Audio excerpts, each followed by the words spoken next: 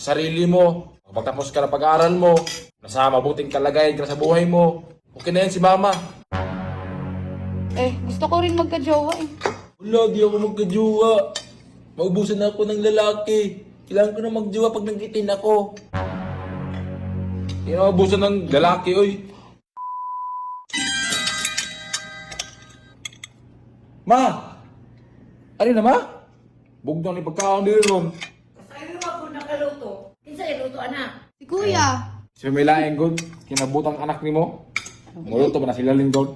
Ha, pulang anak. Paano na ba?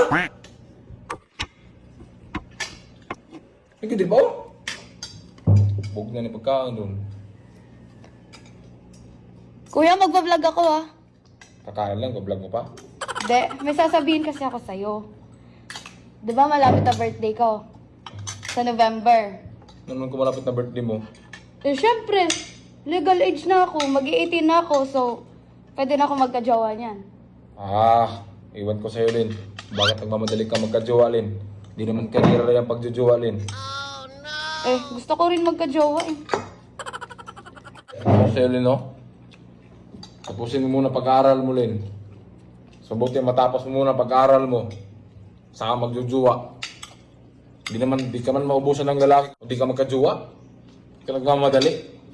Tapusin mo muna pag-aaral mo. Habang andito pa ako, may kakagastos pa sa'yo. Ano na lang kung wala ako sa vlog? Sinong tutulong sa pag-aaral mo? Si mama? Tanda na yan. Di ka nang-aasa dyan. Ako sa'yo, tapusin mo na pag-aaral mo. Magtatanong lang naman ako eh. Oh, ito na lang. Kung sakaling gusto kong magka-jowa, paano mo malalaman kung seryoso na sa'yo yung lalaki? Okay, may matang tanong mo. Di mo malalaman kung seryoso ba yung lalaki na di mo masusubukan. Pero sa panliligaw pa lang, malalaman mo na yan kasi mag-i-effort yan, magpapakita sa'yo ng maganda. Pero hindi pa yan basehan kasi yung iba, nagpapakita ng tao lang para ibigin, para sagutin. Pero malalaman mo yan talaga yung buong pagkatao pag kayo na talaga. Yan mo malalaman talaga buong pagkatao. Kaya huwag ka magmadali magjowa eh. Madali ka magjowa. Tingnan mo ngayon, vlogger ka na, pwede ka nang kikita. Tapusin mo muna yung mga gusto mo sa buhay mo. Magjojowa ka. Sagaba lang yan sa mga plano mo. Di ba? Tapusin mo muna yung mga gusto mo sa buhay mo. Saka ka na magjowa. Di ko na kailangan, Lin, na kailangan makabawi ka kay mama. Kasi si mama, na ano na yan, naranasan niya na yung mga gusto niya.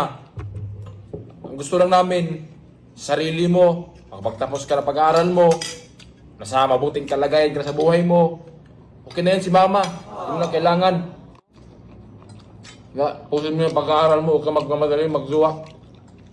Kung namang sinabing, huwag ka magjowa, Lin, huwag ka magjowa. Hindi ko sinabi yan, nasa iyo lang yan. Kung magjowa ka, magjowa ka. Mas mabuting, di ka muna magjowa. Tapusin mo na pag-aaral mo. Mamadali ka magjowa. Di ba ma, pwede na yun? 18 na ako eh. So, pwede na yun. Magka-jowa, legal age na, di ba? Huwag mo na rin. Tapos ko ng pag-aaral. Kiyig mo, pusin mo na pag-aaral mo. Ka magmamadali kasi. Tatanong lang naman ako eh. Hihingi ko lang naman yung opinion nyo. Kaya nagtanong ako kung pwede ba ako magka-jowa. Kasi gusto ko rin magka-jowa. Hindi ka magka-jowa, tumboy muna.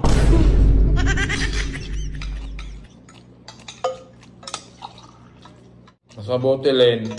Ako sa'yo, magpayaman ka muna sa sarili mo. Para yung mga lalaki maghabol sa'yo. Hindi kayo maghabol sa lalaki. Wow! Lalo na ngayon, vlogger ka na. O, diba? Pwede ka nang kikita. O, madali lang yan sa'yo. Kaya huwag kang mag-isip na, wala, di ako magka-jowa. Maubusan na ako ng lalaki. Kailangan ko na mag-jowa pag nag-18 ako. Kaya maubusan ng lalaki, oy. Milyon-milyon yung tao sa mundo. Eh di sorry, nagtanong lang naman. Pero what if? Siyempre, darating ka naman talaga dyan. Saan pa ba? Darating ka talaga na magka-partner ka. Sa akin lang, mas mabuti habang nag-aaral ka pa, tapusin mo muna. Hindi naman masamang magjojowa. Pero kung gusto mo talaga wala kang iniisip, kasi minsan, relasyon, masakit sa ulo.